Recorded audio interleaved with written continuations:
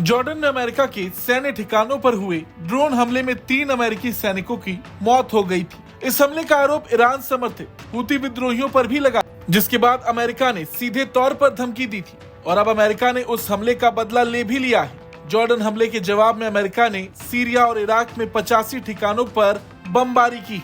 इसमें कई आतंकी मारे गए।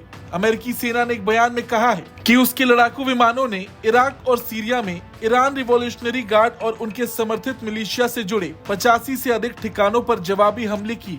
अमेरिकी सेना ने खासकर ईरान की कुछ फोर्स को निशाना बनाया है।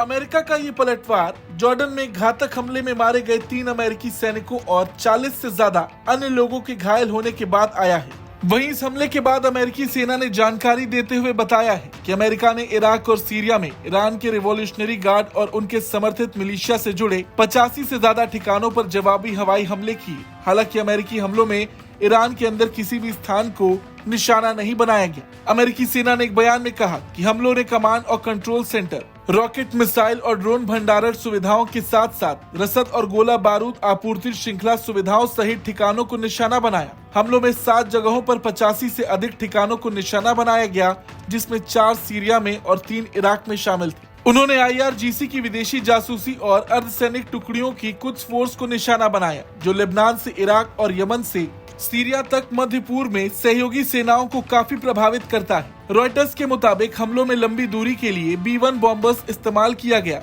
जिसमें सीरिया में 18 ईरान समर्थित आतंकवादी मारे गए। हालांकि अमेरिका हमला करेगा, इस बात की जानकारी कई हद तक पूरी दुनिया को हो चुकी थी। जिस तरीके से अमेरिकी सैनिकों को मारा गया, अमेरिका का पलटवार वाजिब था। जब 3 अमेरिकी सैनिक मारे गए थे, उस वक्त उनके परिवार से मिलने के लिए खुद अमेरिकी राष्ट्रपति जो बाइडेन गए थे। लेकिन अब जिस तरीके से अमेरिकी सेना ने ये पलटवार किया है, इराक और सीरिया में 85 ठिकानों पर बमबारी की है, कई आतंकी समूहों की हालत खराब हो चुकी है। अमेरिका के इस पलटवार के बाद ईरान को भी कहीं न कहीं एक संदेशा मिल चुका है। खैर, देखना ये होगा कि ईरान इस पर क्या करता है। ब्यूरो रिपोर्ट, भारत तक।